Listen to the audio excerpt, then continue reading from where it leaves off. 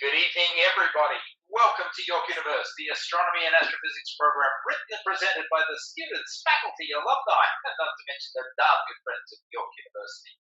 I'll be one of your hosts this evening. Yes, it's me, Paul Mullany. I've been away for a little bit, letting everybody else run the show, but I have two colleagues with me this evening. How are you this evening, Julie? Doing all right, thanks. Nice to hear you, if not see you. We also have a new co-host this evening, a member of the current observatory team. Are you there, Gagan? Hi. We'll give you a chance to tell us all about yourself in just a minute, so stand by. We are broadcasting live from the Alan I. Carswell Observatory, located at York University in Toronto, Ontario, Canada. And unlike previous evenings, yes, it is Astronomy Night in Canada, and by all means, you can continue to pop over to astronomy.fm to listen to the other oldies and goodies, but tonight we're trying something a little bit different. We are sort of going solo via Zoom. We'll talk more about that in just a moment. York University, as you all know, broadcasts live every Monday night from 9 p.m. local Toronto time, which of course is Tuesday morning, 1 a.m. Universal Coordinated Time. The York Universe production works in concert with our online public viewing program run by the observatory team. And I think we've got Sana and Quinton at least who are on deck and handling that. We, of course, run that OPV from 9 to 10, coincident with York Universe. By all means, please head on over to observatory.info.yorku.ca, chase down the OPV link, click it, and you will join the team in that chat area. And of course, you'll be able to listen to us live at the same time. Observatory.info.yorku.ca and find the OPV, the online public viewing link. Okay, we will be interacting with those folks, making sure that all is well, and if they've got questions, I'm sure they'll pass them on to us. But in the meantime, the weather is reasonably mild here in Toronto, but because of the pandemic, we're unable to use the telescope. So no live images, unfortunately, tonight. That doesn't stop terrific conversation, both through the OPV link, Zoom, as well as with us here on radio. So, first things first, seeing Gagan is new to the team, although not new to the observatory. Gagan, introduce yourself a little bit. Hi everyone, I'm Gagan. I am an undergraduate student at York University. My own faculty, which is a little out of left field for Victoria. I've been a member of the observatory for about 3 years now, and one of my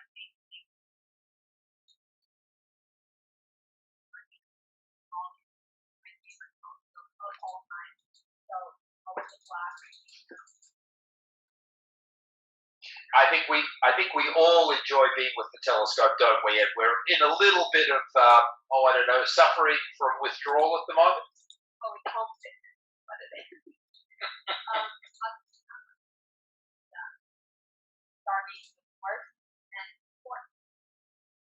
Excellent. Well, welcome to the team tonight. You'll be joining us throughout the evening, as well as giving your own piece of news a little bit later on. So, great stuff. Julie, how are things on your side of the universe? I would have thought I would have been even busier during the pandemic. Busier doing different things too. Well, I'm still working, only, from home. Absolutely. I guess I was meaning, fortunately, you're not showing people the wonders of the Royal Ontario Museum. No, I'm encouraging people to do museum-related things from home through some ROM at home activities. I'm in charge of ROM Around You, so check it out if you're so inclined. What's the link? If you just Google ROM Around You, okay, you'll find it. Right. My mug all over it. On top of that, I've got my 2 kids at home, so I'm also teaching, and I'm a short order cook, and a housekeeper. And so a jack of all trades. A master of none. Yes. Yes. It is unusual times. There is no question in the world about that. And for all of your counterparts out there who are working, mums and dads, and trying to be teachers to their children, it's a tough sled, isn't it? It really is. We're lucky though. Our kids' school is doing quite well, and my kids are fairly motivated. So, but busy. No rest for the wicked. Quite correct. As I was just saying to Gagan, and she concurs, that the hardest part for the observatory team is not having access to our telescope. We all finished off the academic term online, and I think, and Gagan can comment on this, but I think everybody sort of handled that fairly well. We've migrated into a variety of summer activities. That includes some changes for the observatory team, including the new OPV structure. But to not be able to access a telescope, especially with some of the wonderfully clear skies we've had, I mean, less air pollution above Toronto, the seeing is excellent at the moment, and we can't access our telescope. So that really is painful. Yeah, I came across some photos from back in the day, my Facebook memories recently, and I was like, oh. That's right. The warm room. The telescopes. The devil box. The red devil box. The blue beanie. Yes, absolutely. There have been many changes to that room over the years. Absolutely. No question. Gagan, have you gone outside just to sort of look up and remind yourself that there are stars and planets in the sky? Oh, of course. My phone camera actually a pretty nice view image. So I've been able to get a couple of constellations with that. Nice. But other than that, there's not really been much going on, and I live in the suburbs, so seeing is a little bit difficult at the best of times, but it's been okay. Fair enough. Have you been keeping half an eye on Venus? It's beginning to drop like a stone there in the west, but it certainly has been brilliant, bright, and high up until the last couple of weeks. Oh, absolutely. It's gorgeous. Every night I go out, I walk my dog, and it's always right up there after sunset. Excellent indeed. Okay, I guess we should stop chitter-chattering and get on with the job here. So, this week in space and astronomy history, Julie, would you like to lead us on? Sure. Well, since we had Holiday Monday last week, I figured this week in history was fair game as well. So we're going to start with May 18th, 2009. And this was the last spacewalk on the Hubble Space Telescope. It extended the HST's operating lifetime, which is great since we're still getting amazing stuff from that telescope. There were almost 40 hours of spacewalks over 5 days. And some of the things that were done included installing new batteries to replace the then 19-year-old ones and some new gyros. They added fine guidance sensors, added layers of stainless steel to the exterior of the scope to protect it from things like micrometeorites and such. Added 2 new instruments and upgraded 2 of the existing instruments. Added the rendezvous system, which will enable future missions to capture the Hubble Space Telescope if, for example, it's come to the end of its life, to take over the duties, and it will be brought back down to Earth and put in a museum, hopefully.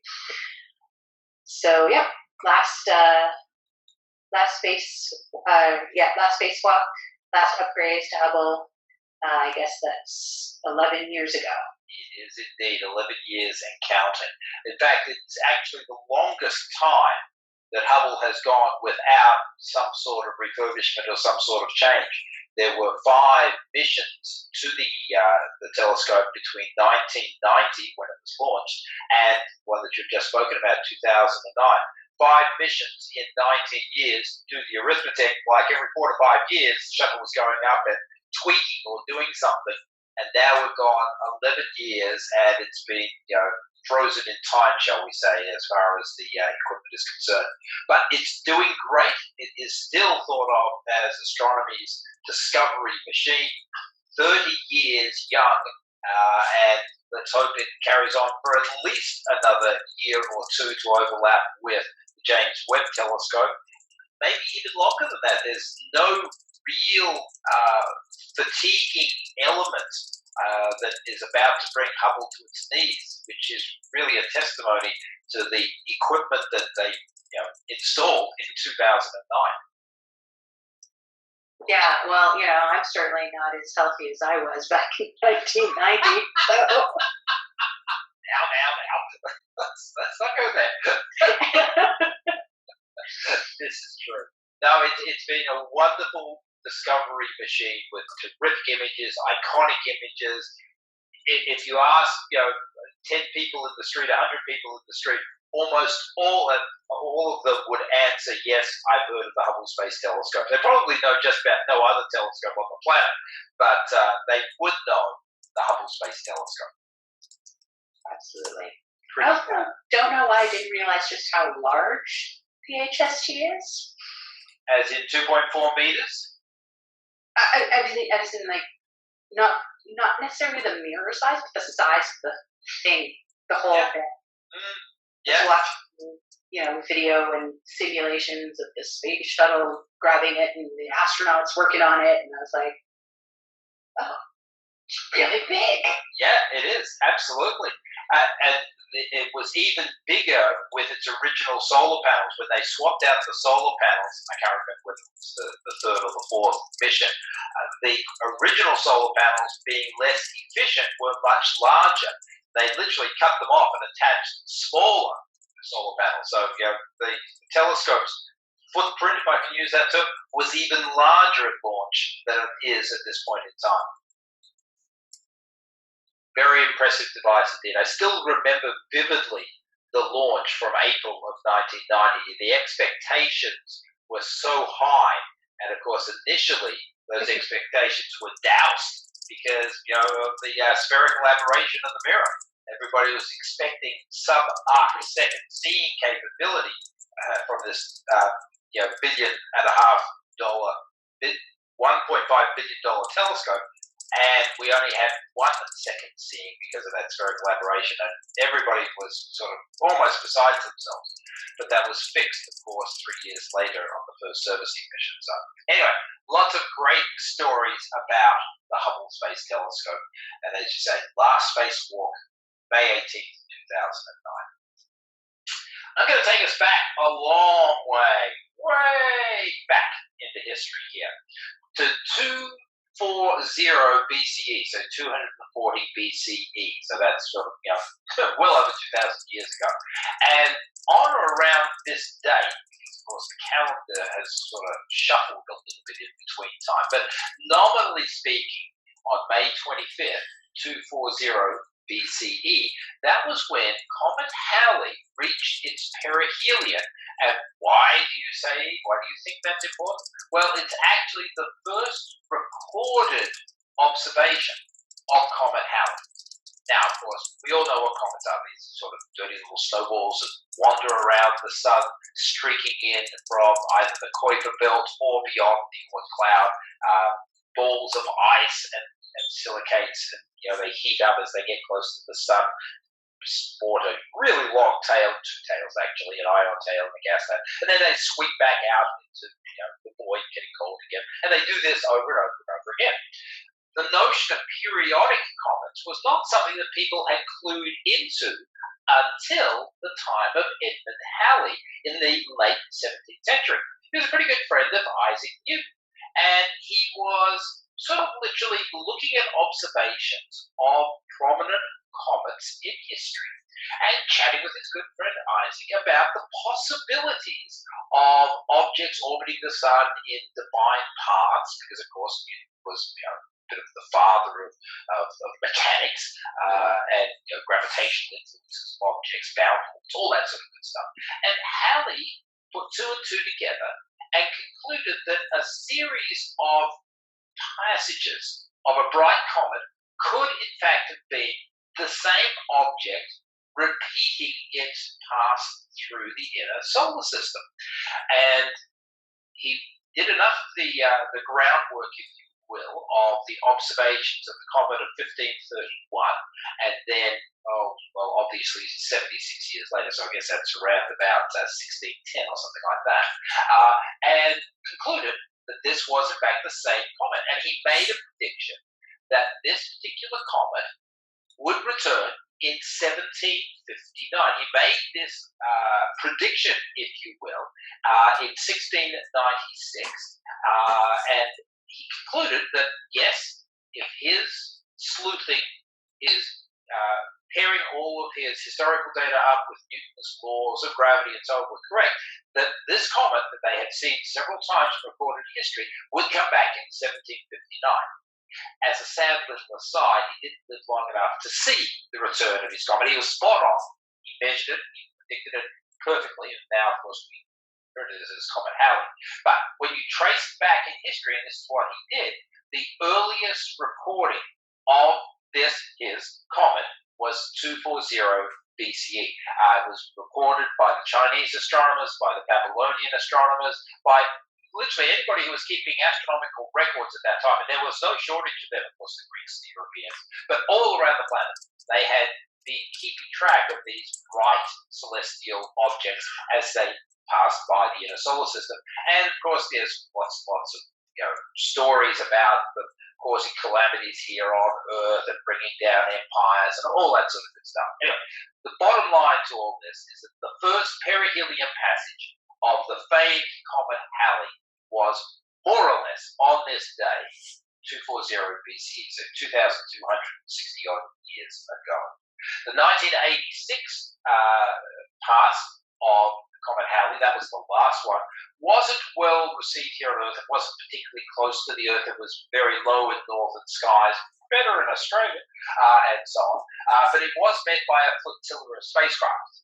So there was lots of observations that were made of the pass of Halley through the inner solar system in 1986. I saw it personally. Tucson, very nice. I have images. The next one, for those of you, the youngsters out there, 2061. I've got plans to be here, but I'm not holding my breath. But 2061, hey, you've got to live at home even if you die in despair, right? 2061 is the next pass of Comet Halley.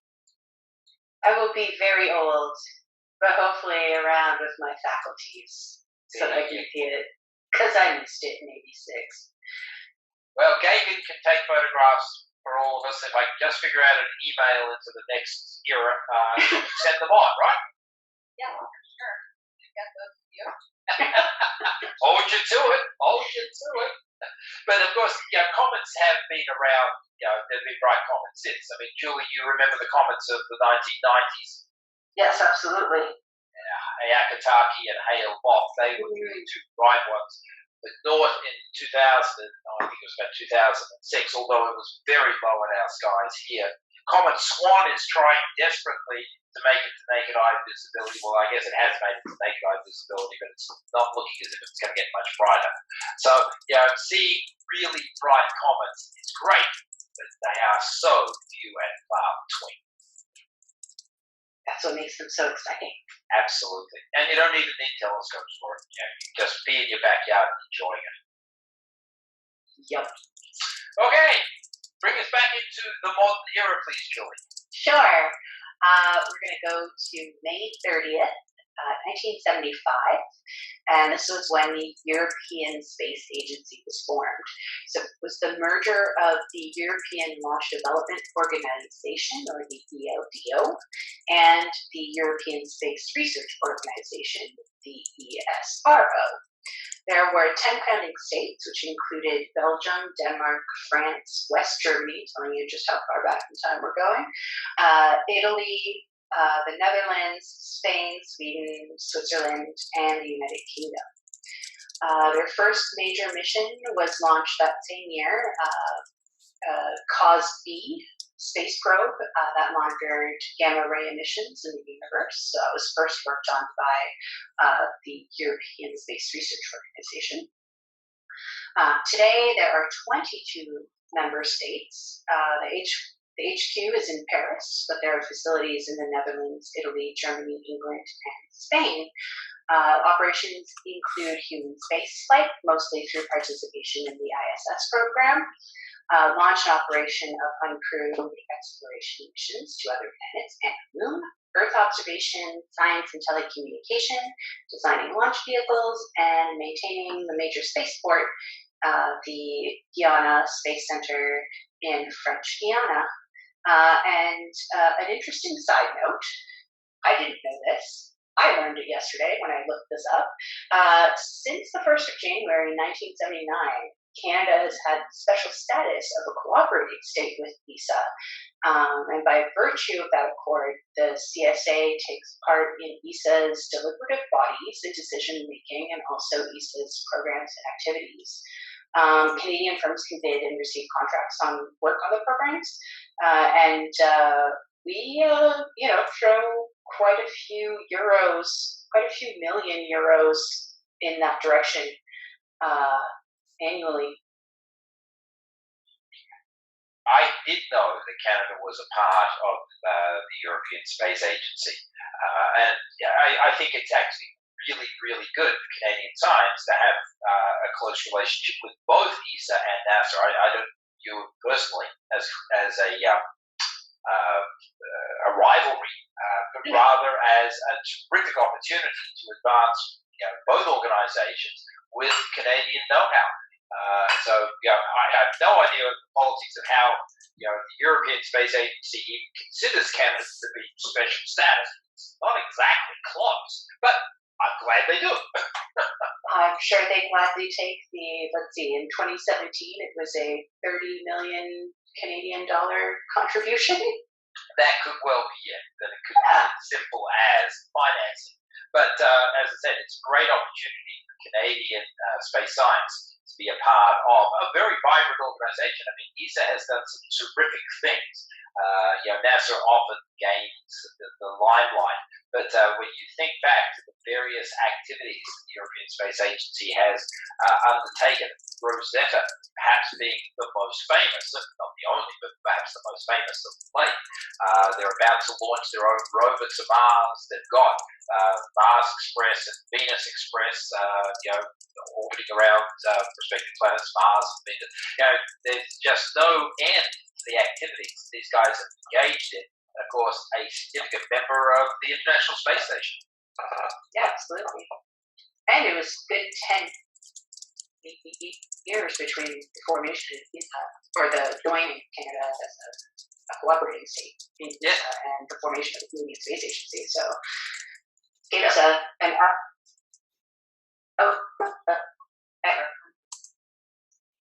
Unfortunately, you were breaking up a little bit there, but I think you were sort of suggesting that it was a good opportunity early on before we actually got around to our own Canadian Space Agency. That is exactly it. Right, yep. It's all those streaming from your children. Well, I told them to quit, so it should be fun. Bandwidth always the problem. One other just interesting thing with respect to this cooperating state, can somebody explain to me how it is that Australia is able to participate in Eurovision contests? I mean, Europe is very, very inclusive. When you think about it, Canada for the Space Agency, Australia for singing contest, and neither of those countries are anywhere near Europe. I don't understand. Sorry. Okay, right. Let me finish off this week in space and astronomy history and take us back to May 25th, 1961. And, if I may quote here, I believe this nation should commit itself to achieving the goal before the decade is out, of landing a man on the moon and returning him safely to the Earth. No single space mode project in this period will be more impressive to mankind, more important for the long-range exploration of space, and none will be more difficult or expensive to accomplish. President John Kennedy, addressing Congress after the successful suborbital flight of Alan Shepard. Yes, the US had spent approximately 15 minutes in zero gravity with a human being, and John Kennedy concluded from that success that they should land a man on the moon within the next 9 years.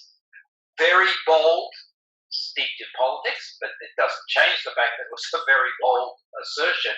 And that, of course, is what led to landing a man on the moon in July of 1969. Was the beginning of the space race. You could argue that that space race was launched a few years earlier with Sputnik, but it was that declaration by Kennedy which put the US and NASA at the forefront of the objective to get a person to the moon. Earlier in 1961, of course, it was Yuri Gagarin on April 12th who had become the first human being to launch into orbit and orbit the Earth, one complete revolution of our planet, and it would be still the better part of 8 months before John Glenn, February 20th, 1962, before NASA would actually get somebody to orbit the Earth. But the project was mounted in earnest with this declaration by Kennedy in 1961. The rest, so to say, is history. Neil Armstrong fulfilled that dream, that declaration, on July 20th of 1969, with a full 5 months to spare before the end of the decade. Of course, Kennedy was assassinated in 1963, so he never saw the fulfillment of that declaration. But it was his vice president at the time, who became the president, Lyndon B. Johnson, who carried the torch for NASA in many ways throughout the 1960s. And in many ways, to my mind, was the last president who really had great foresight, insight, and dedication to the mission of NASA. It's political commentary, but the various presidents since then have not, in my mind, really understood the mission of NASA. And that includes the current administration. At any rate, 1961, May 25th, JFK commits the United States and NASA to landing a man on the moon by the end of the decade. Heady days back in the 60s. Mm-hmm. Yes, indeed. Hard to believe that that is going to be coming up on 60 years next year. Yeah. 60 years since that declaration.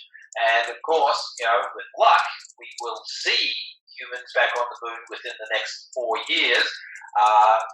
Some 50 plus years after the last person on the moon. I mean, when you think about it, we went from nothing to a man on the moon, a person on the moon in 9 years in the 60s. And for the last 50 years, we've not been able to get anybody back then.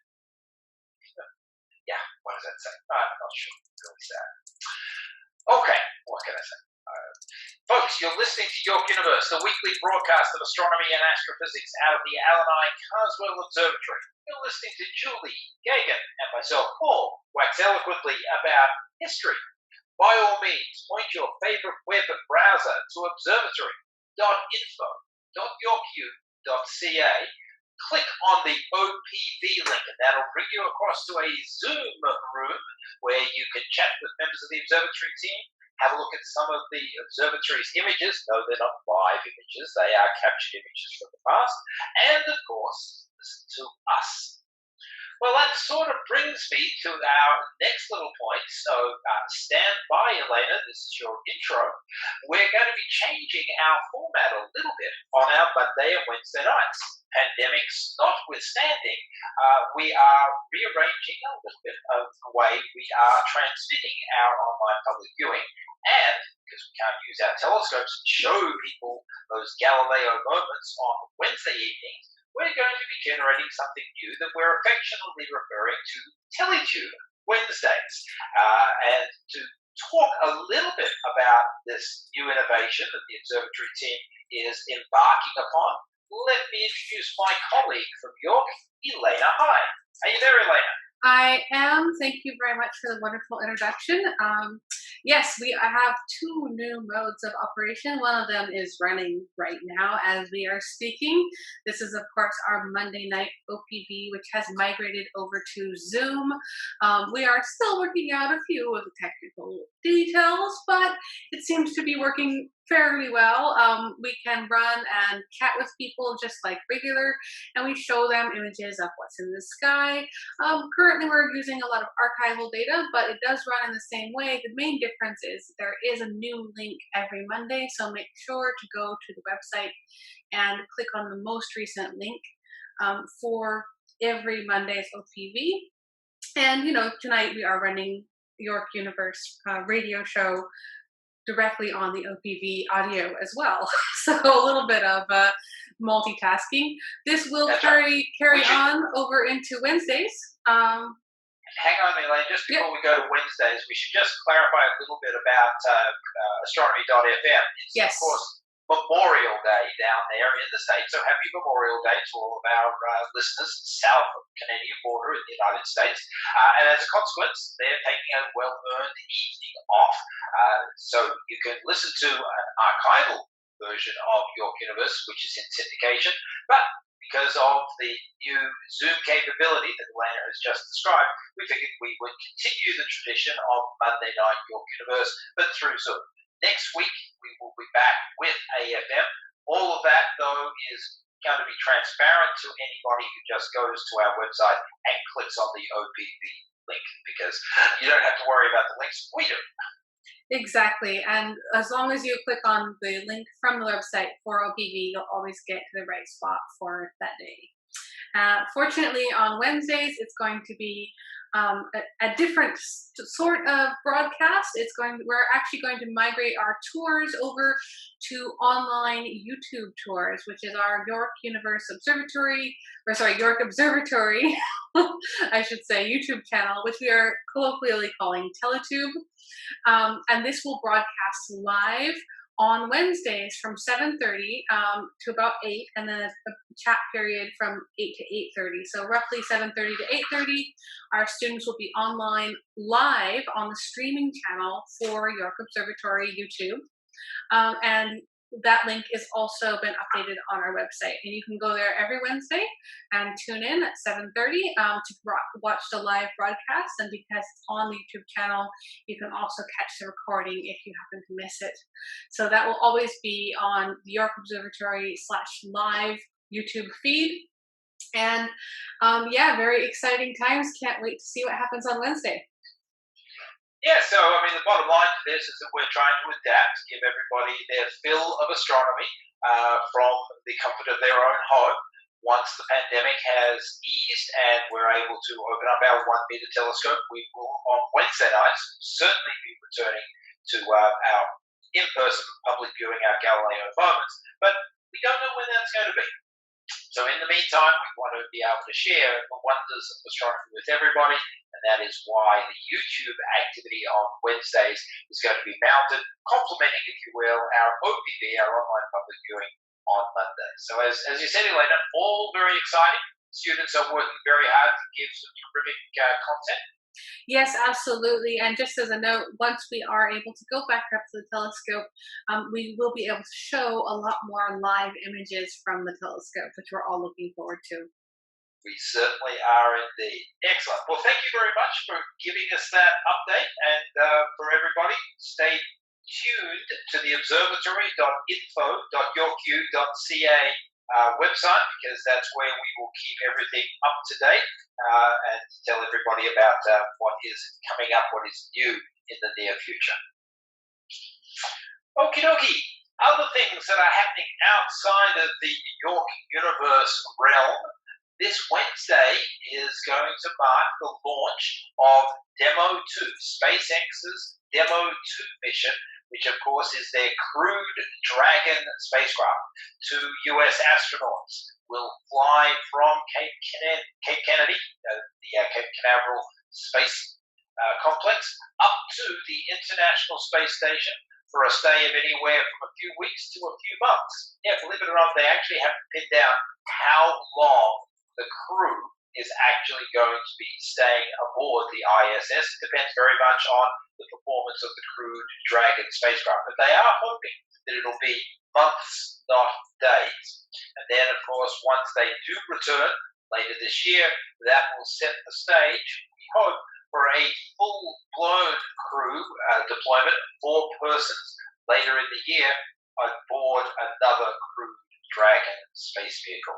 So, very exciting times. Find whatever web link you can on Wednesday. It's around about 4:30 in the afternoon Eastern time here for the launch, and it is certainly being billed by NASA quite correctly as a very momentous occasion. Thinking back into history, I remember very, very clearly the launch of the first space shuttle mission, which was Columbia all the way back in April 12th of 1981. I remember the era of Gemini and Apollo, so I'm looking forward very much to seeing the next state, if you will, or the next stage of human spaceflight, and that is the Crew Dragon. I imagine those astronauts have been in quarantine forever. Well, they've certainly been in quarantine for at least the last 2 weeks.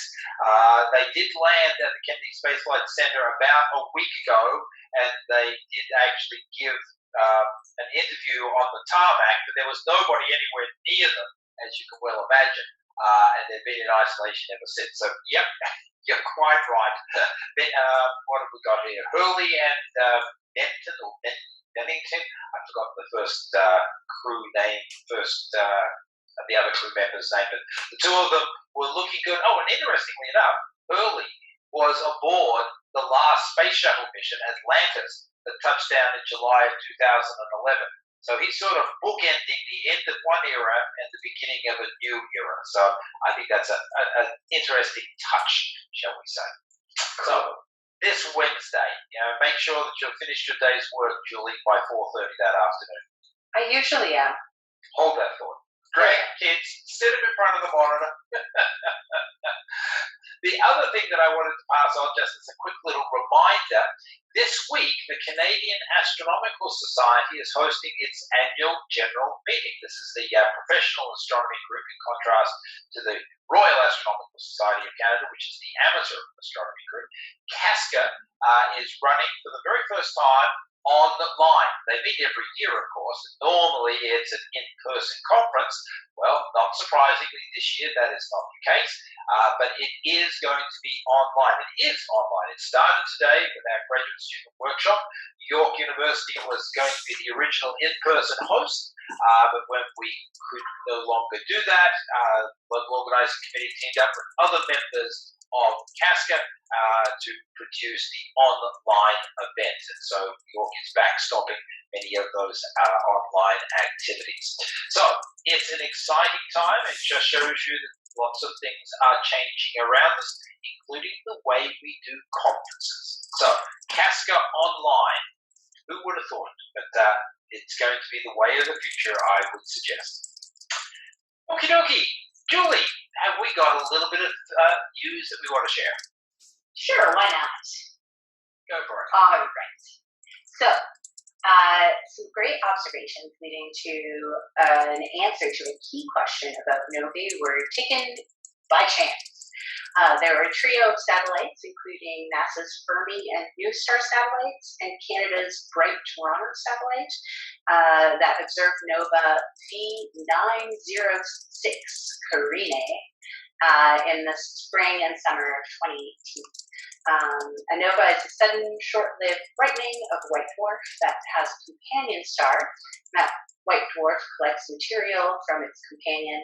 That material builds up at the surface until the gas pressure becomes extremely high, and then it goes boom, and it burns all the hydrogen collected from the other star, and it creates huge shock waves, and the results are a big burst of light, gamma, and X-ray radiation. So, the Fermi satellite observes gamma rays, New Star observes X-rays, and Bright Toronto observes in the red optical band. So all those three types of radiation were produced by the nova and observed. So why do I say it was by chance? Well, the Fermi satellite had been undergoing some troubleshooting at the time, and it returned to working condition in time to observe the last 3 flares of the nova. 8 flares were observed by Bright Toronto, and the nova, V906 Carinae, just happened to be in the field of view of Bright Toronto's target star, HD 92063, because we are really good at names. So the nova was noticed by in the Bright data by Dr. Rainier Kushnig. I'm terrible. We'll go with that. Yeah, we'll go with that, sure. I'm sorry, Dr. Rainier Kushnig. for Mangle, your name. He was doing his daily inspection of the 5 nanosatellites that are part of the BRIGHT constellation. And BRIGHT is a joint project between Austria, Poland, and Canada. And so these base-based observations resulted in more data than are typically collected of such events, since they're usually collected from a ground-based telescope with fewer observations and often large gaps between those observations. BRIGHT Toronto alone returned 600 measurements per day, and that resulted in a more detailed view of the changes that happened over weeks and months during a nova explosion, and confirmed some previously published hypotheses about the production of light during the events. So putting all the observations together, an international team led by Elias ID at Michigan State University concluded that during the first 2 days, the orbital motion of the stars created a thick debris cloud. That cloud was made up of multiple shells of gas and was donut-shaped. It expanded outwards at about 2.2 million kilometers per hour. And following this, an outflow moving about twice as fast crashed into denser structures in the donut, and that created the shock waves that emitted the gamma rays in the visible light. About 20 days after the initial explosion, even faster moving outflow collided with the slower moving debris at about 9 million kilometers per hour, creating a new shock wave and more flares of gamma rays and optical light. The outflows were likely due to residual nuclear fusion reactions on the surface of the white dwarf. You can certainly see why you needed a lot of data to try and piece all that together. I mean, that's a very complex chain of events, and if you're just observing a nova, a few times a week, you're not going to be able to dredge that type of detail out of such a paucity of data. Yeah, absolutely. Yeah. I mean, novae are really neat objects, and they give lots of insight into binary systems and so on. But because you don't know when they're going to go off, you often miss a lot of the detail at the beginning of the event because it takes you a little bit of time to turn your telescopes in that direction. So this really was, as you said, a serendipitous collection of data, but it gave great insight into the evolution of white dwarf and its companion star and the resulting nova. I like serendipity. Yeah. It also underscores the fact that you've got to be looking. If you're not out there observing, you can't possibly see anything. Yeah. A lot of our students hope that when they're ready to go out, something will happen. It normally happens the other way around. You've got to be out there waiting, and then if you're out there long enough and often enough, then you will see something. Okie dokie, let's follow a bit of a similar theme here, white dwarfs, compact objects and so on, and let's just do a little bit of chatting about black holes. In particular, some new evidence associated with intermediate sized or mass black holes. Okay, so quick little primer. Black holes, okay? What are they? Well, there are a few different types of them. There are the miniature or hypothetical or Stephen Hawking sized black holes. Really, really small ones left over from the Big Bang. Then we've got the stellar mass black holes that weigh a few times the mass of the sun, up to maybe tens of times the mass of the sun. So those are a result of the endpoint of stellar evolution of massive stars. And then you've got supermassive black holes, literally millions, perhaps even billions of times the mass of our sun, and they hang around in the centers of galaxies, lurking at the centers of galaxies. Then there are the so-called intermediate mass black holes, the AMBH. Yes, we just love acronyms around the place. And these are objects that are somewhere between the stellar mass black holes and the supermassive black holes. So thousands, perhaps tens of thousands of times the mass of the sun. Now I say, maybe we know about them because we've never actually found one, or maybe we have, but generally speaking, we know of lots of stellar-sized mass black holes. And we've got lots of the really gigantic massive black holes. But finding these intermediate massive black holes, little tough. Maybe that all changed. We've got a research team led by Dashon Lin of the University of New Hampshire here in the United States, published a paper in March of this year in the Astrophysical Journal Letters, indicated they may have found an intermediate mass black hole that was 50,000 times the mass of the Sun, exactly in the mass range that they wanted. The story for this actually goes back a little bit, all the way to 2006, and observations made by two space-based missions, the Chandra Observatory and the Multi-Mirror Mission X-ray Telescope. The observations in 2006 detected a very powerful flare, but they could not pinpoint whether it was from inside or outside the Milky Way. It's a little bit like those novas, and they just don't go off where you're expecting them to. By the time you turn your telescopes there, there's not much left to see. However, the power of the flare indicated it was likely a star that had been torn apart by something with a really strong gravitational potential. That is to say, maybe a black hole. The X-ray source, Julie, this is a really good name too. You love this one. 3XMM-J215.022.4 minus 05510. Amazing. It's just really catchy. It just rolls off the tongue. I'm going to call it 3XM. Okay.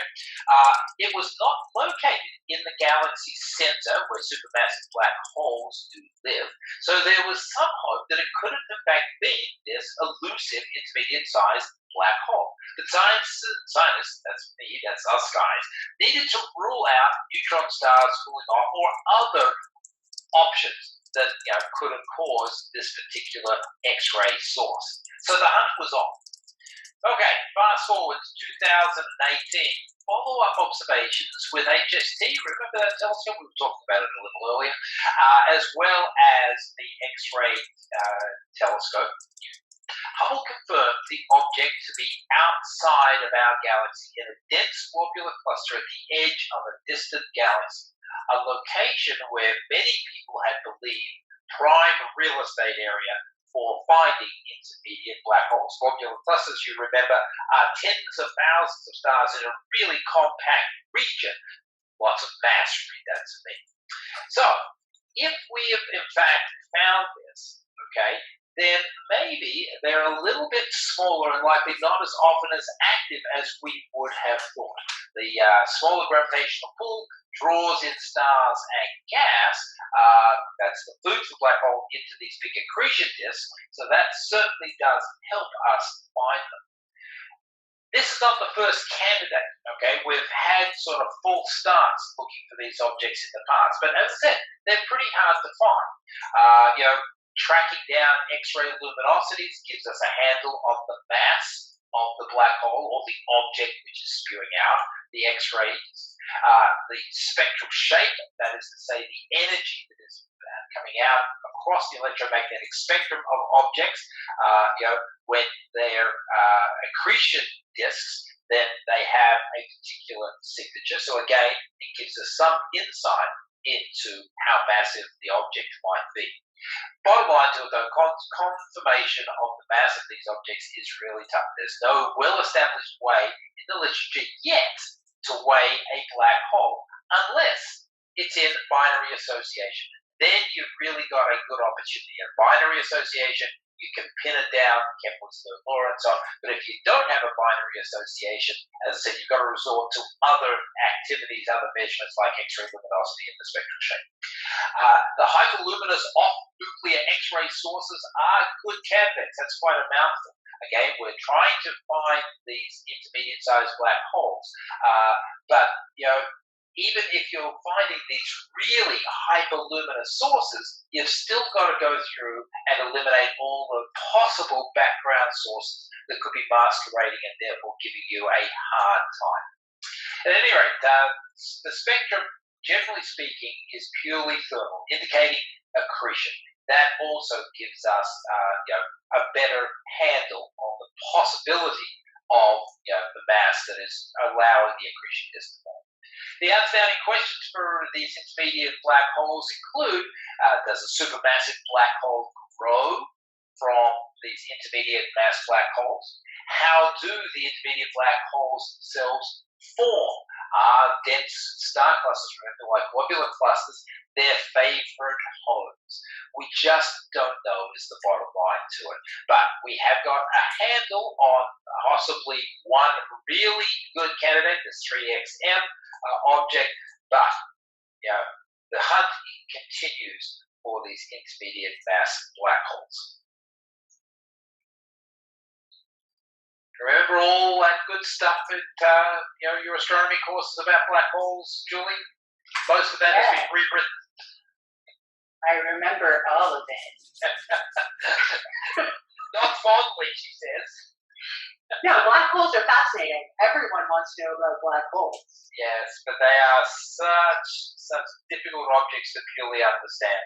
And when we say giant, supermassive black holes lurking at the centers of galaxies, that makes it sound as if it's easy to observe, but they're in the centers of galaxies. They're surrounded by stuff that it's hard to see through. So it's not easy to pin these guys down. But stellar-sized mass black holes and certainly the supermassive black holes, it does make sense that they've got to be intermediate mass. But gosh, they're hard to find. But so cool. So cool. Right, Gagan, you've got a story for us, I believe. Oh, you're going to have to speak up there, Gagan. Oh, sorry. Is this better? Much better. Okay, so something recently caught my interest when I was surfing the astronomy forums, and it was the European Southern Observatory sees potential planet Earth in progress.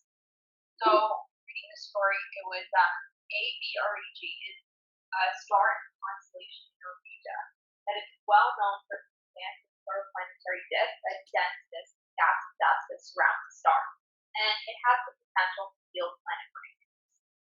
The star has been the subject of extensive observation by several observatories, notably the European Southern Observatory's ALMA millimeter array telescope, which observes molecular gas and dust, and more recently the Very Large Telescope, both of which located in Chile.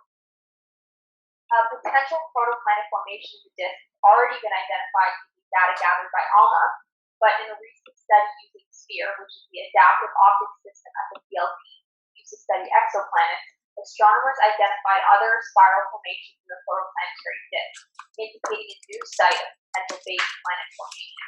And I think there is an image that corresponds to the SPHERE data on the online public viewing chat.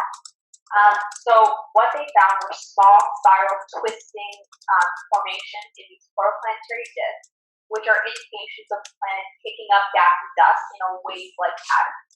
As the planet moves through the disk around its central star, these waves start to take on a shape of spiral arms, and the protoplanetary disk around ABREG contains evidence of planet formation, both in the form of twists and spiral arms. So this study identified two disturbances in the morphology, one of which lies approximately as far from ABREG as Neptune does from the Sun, so about 30 astronomical units. And in conjunction with the data on spiral arm formation collected by ALMA, there are strong indications of on-planet formation. While exoplanets are common, their development isn't as well understood, and as researchers are hoping that these formations in ABREG protoplanetary disk and further studies on the disk morphology can provide some insight into the gas dynamics that contribute to planet system formation. And as a result, ABREG might be a promising candidate for further research on planet formation. When you think about it, exoplanets really do represent job security for astronomers, don't they? I mean, there is no shortage of exoplanets that are being found, but every time we find a new one, including this particular one in Auriga, it opens up almost as many questions as it answers. But I just think that's great for up-and-coming astronomers. They can pick and choose which exoplanet they would really like to go after. I can't remember, Gagan, did you actually do our 3070 project where you actually had to observe a transiting exoplanet? Well, I'm not in the course, so I know you're not in the stream, but I couldn't remember whether or not you had taken it as an elective or not. Oh, no. I did assist with the grad project, though. So Right. I was on site for a bunch of their transits. Right.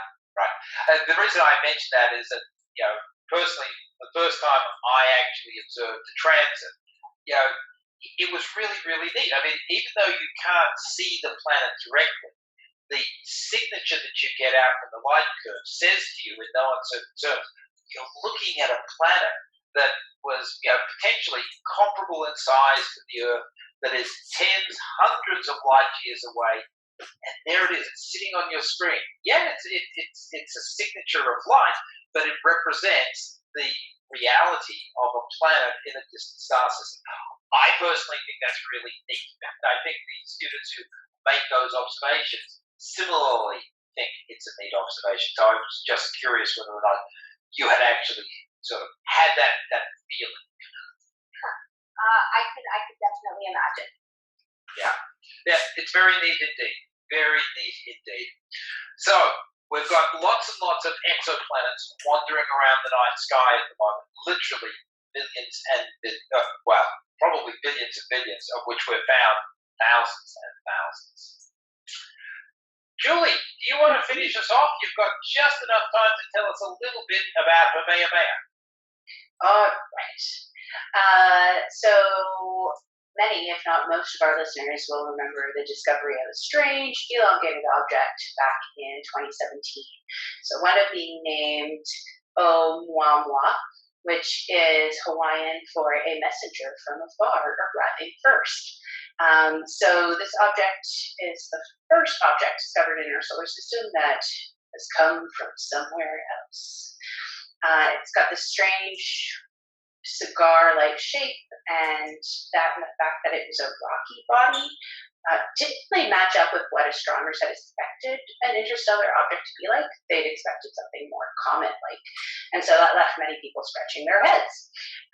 So in a recent study published in Nature Astronomy, Yun Zhang of the National Astronomical Observatories of the Chinese Academy of Science and Douglas N.C. Lin at the University of California, Santa Cruz proposed how Oumuamua may have been formed.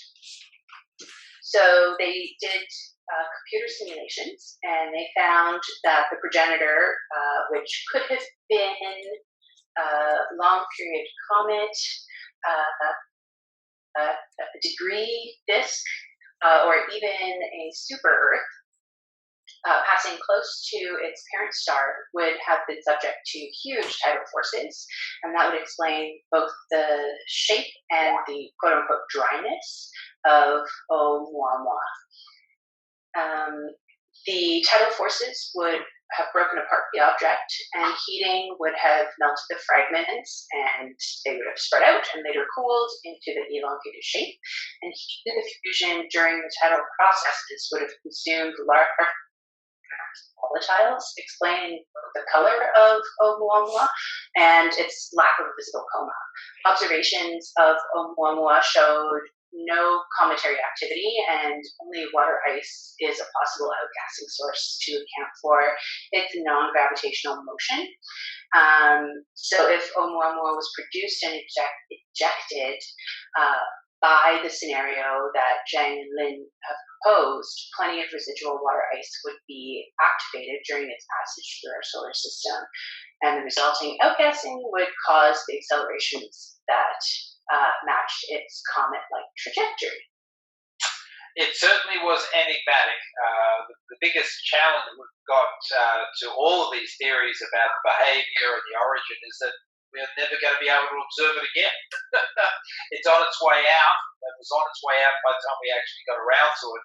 And unfortunately, of course, it's too small, too faint, too far for us to get any more data. But it certainly has opened up the possibility of looking at other wanderers through our solar system from outside. Folks, we've reached the top of the hour. You've been listening to York Universe, the weekly broadcast of astronomy and astrophysics out of the Alan I. Carswell Observatory here at York University in Toronto, Ontario, Canada. Julie Gagan, great job, Gagan, and myself, Paul, been keeping you company tonight. by all means, keep your eye on the observatory.info.yorku.ca website for all future activities associated with the observatory team. And of course, click on that OPV link to join us next Monday night. But for the time being, good night from me. Good night.